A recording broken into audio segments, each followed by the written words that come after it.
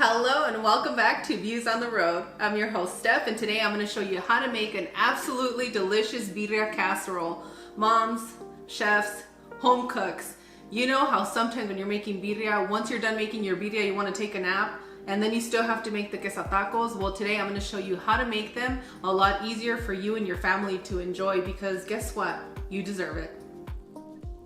A lot of you mentioned that getting a hold of some beef is expensive. Not to worry. I've also made a ground beef birria chili that works great for this casserole, and it's really going to be up to you to use the recipe on the stovetop, Instant Pot, in the oven, or you can use your ground beef birria chili. Either way, it's going to be equally as delicious. And aside from the birria, the ingredients that you need for this recipe you can find right in your refrigerator.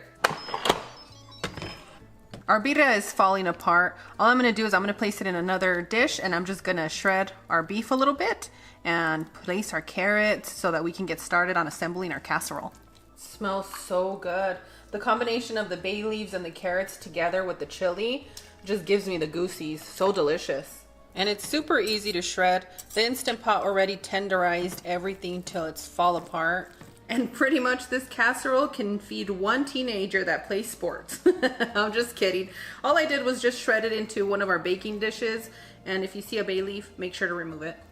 And this recipe just got a lot easier. We're gonna be using pre-made tostadas, but I understand some of you like to make your tostadas. And if you need a little help, we're also gonna link the recipe for our perfect tostadas down below. We're gonna start by placing our tostadas right at the bottom of our baking dish. So if you place them like this, that means you're making a tostada casserole. But today we're gonna make a queso taco casserole, so we're just gonna break it in half. Same thing. We're just being silly here. Next, you're gonna take pieces of your tostada and you're gonna place it over the empty spaces. Now we're gonna start our layer of birria. Yummy, yummy. This recipe right here is perfect for those of you that have sports fan lovers that ignore you on Sundays and have their friends over. You know who I'm talking about. This recipe is perfect for that occasion.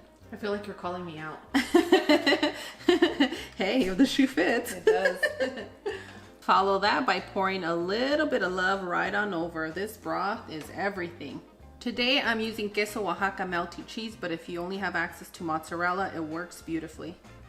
Follow that with some chopped onions and cilantro.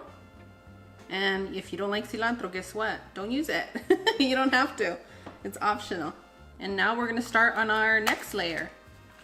Same thing we did right at the bottom of our baking dish. Just line up your corn tostadas. And for this layer, I'm gonna start adding the carrots. If you chose to make this recipe without your carrots, you're okay. Some of you like to add potatoes, make it super hearty. So just take it a little bit lighter and also add your carrots or your potatoes if you chose to go with that. But if your partner's super traditional, make sure not to add the carrots or let them see that. They're gonna get all worked up on you. And then you're gonna start hearing how their mom makes it better. Yeah, don't fight with anyone saying that their mom makes it better. Yeah, just let them win. All moms make it better. I agree. And now with this layer, we're gonna do the same thing, about 2 ladles. And same thing, you wanna add another layer of melty cheese. Remember not to go too heavy, you don't want it to get gunky. We wanna enjoy the cheese pull. Another layer of tostadas. And for this top part, I'm just gonna drizzle a little bit of our broth. Not too soaked, just a little bit, just a touch. And as you can see, your layers can be how you like it. I put a lot of the cilantro and onion at that bottom one, giving it a little bit of mystery for the next layer where we had our carrots. And you can add it to both, it's gonna be up to you. And next, I'm just gonna add a few pieces of our birria right at the top so everybody knows what to expect, especially if you're taking this to a potluck, a party. Ooh, what is that? You see beef like this, you're gonna wanna eat it. I know I am. Count me in. And you wanna finish that last layer with some onions and cilantro. For those of you that are using just regular foil, I suggest you kind of prop it up just a little bit, give it a little dome, and then seal the edges. Because what'll end up happening, you pull off the foil and you end up having cheese stick to your foil. Now, if you guys had a splurging moment and got the non-stick, you don't have to worry about that.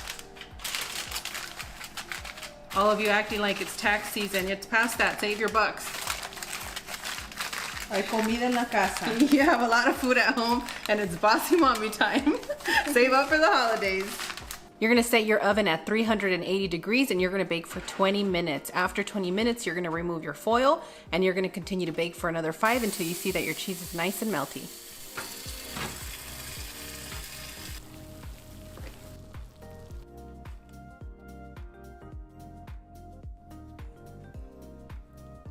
Yummy, yummy. Who's ready for a nice, delicious bite? And this casserole is ooey gooey delicious. Make sure that you take your whole slot here, okay? You're gonna need it. Before I take a taste, I'm gonna squeeze a little bit of lime, and I'm out of birria chili oil, but if you have some, I definitely think that you should pour a little bit over the top. I do have some at my house. Well, that doesn't help right now, but Buen provecho. oh, thank you so much. You know, I really love having the carrots in here. It makes me feel not so guilty. And before I take a bite, my tip to you is gonna be, if you want more of a crunch out of your casserole, do not add extra broth. That's just for those of you that like the ooey gooiness of a casserole. But like I said, if you don't want it, don't pour the broth that we poured in the recipe.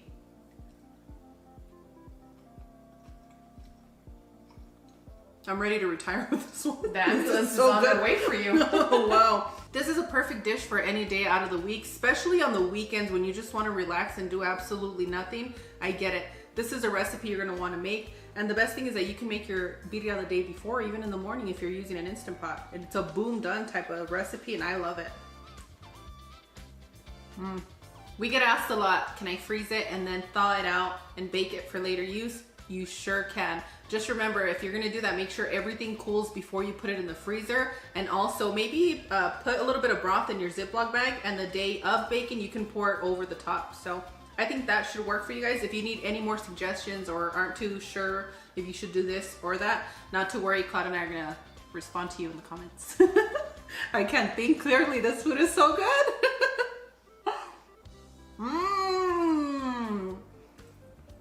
That's absolutely delicious. For those of you that are going to be serving this for brunch, this is what you're going to do. You're going to take your broth and place it at the bottom of your plate, and you're going to place your casserole piece right on top, and it's going to be the consomme and the taco dip kind of thing. I'll show you right now in just a second after I take a drink. And today I'm going to be drinking tamarindo jarritos. If you love tamarind, you know that this one is a must.